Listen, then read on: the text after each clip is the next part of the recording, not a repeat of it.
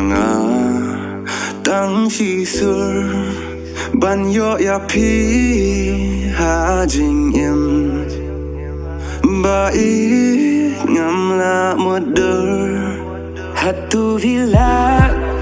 mo banit yang abait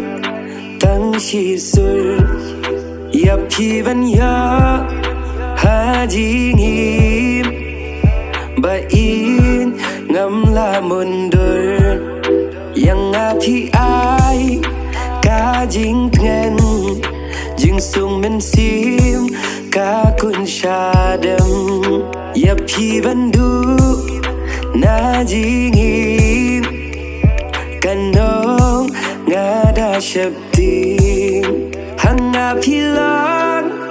kum mau kordon ngayai don kam it barabor na ublay ngapan bat yay duay pinlong jonga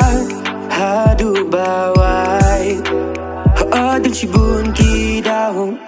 ya bibanganin nabden jong ki babun tang ya pi ngaji laway kabala shay kikti hanga tu ay jingim badum jong na piwan ra jing shay hatu hila mo banit yang abait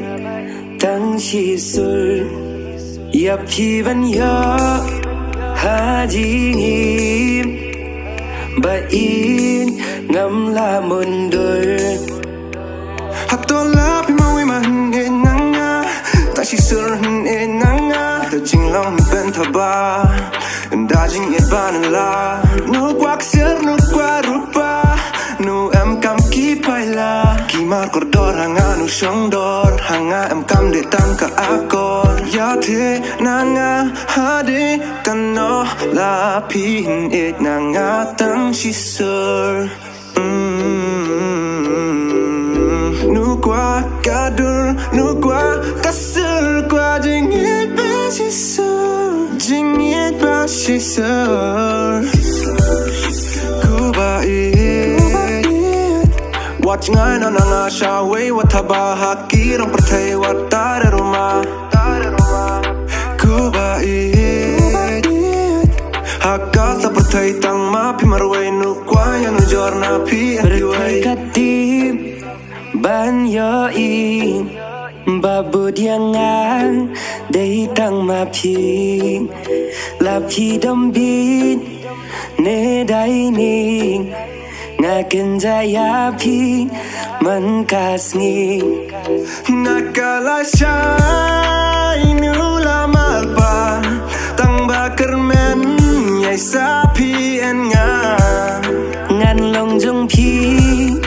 ba pi jongang jing it kan ne